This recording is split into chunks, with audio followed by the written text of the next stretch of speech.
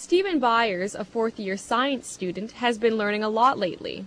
But his latest studies aren't limited to just physics and biology.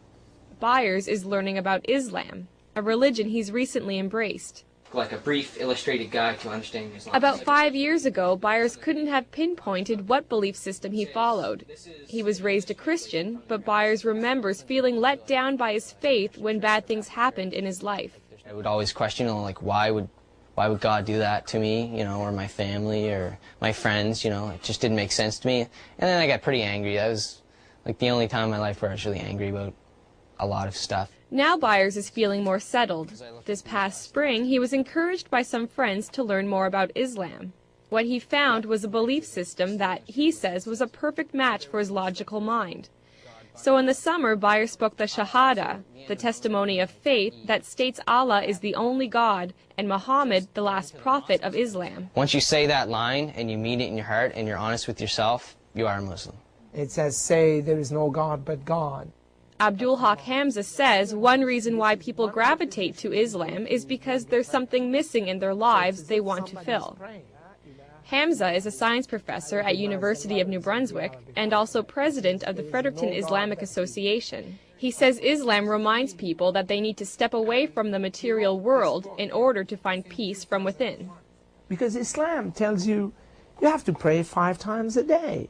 So you have to disconnect yourself from that growing and fast-pacing life. The idea of peace is integral to Islam's message. A message that is twofold. First, a Muslim is called to submit to God, and then through that submission comes peace. Hamza says the only way to achieve peace outside is to achieve peace inside, through the will of God. It's like a glowing piece of coal. If you look at it when it's not lit, then it's just dark. When it's lit, then the darkness disappears, and it's just a source of light. The other major duties that are required in Islam can strengthen a Muslim's commitment to God and to peace.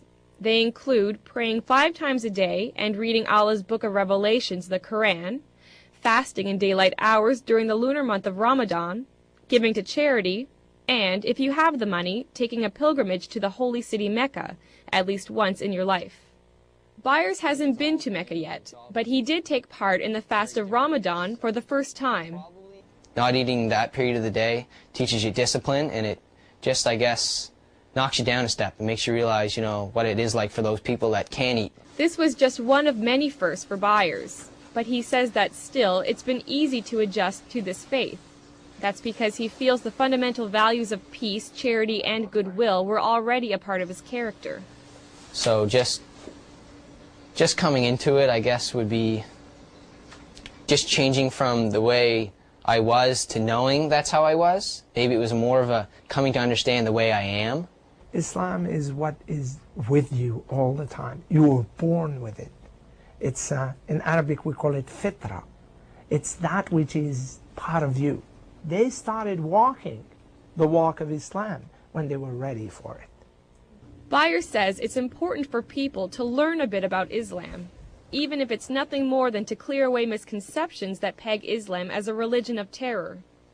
Byers says if people incorporate the goals and aims of Islam into their lives, like him, they might find some peace they didn't even know they were searching for. Sarah Trainer, CBC News, Fredericton.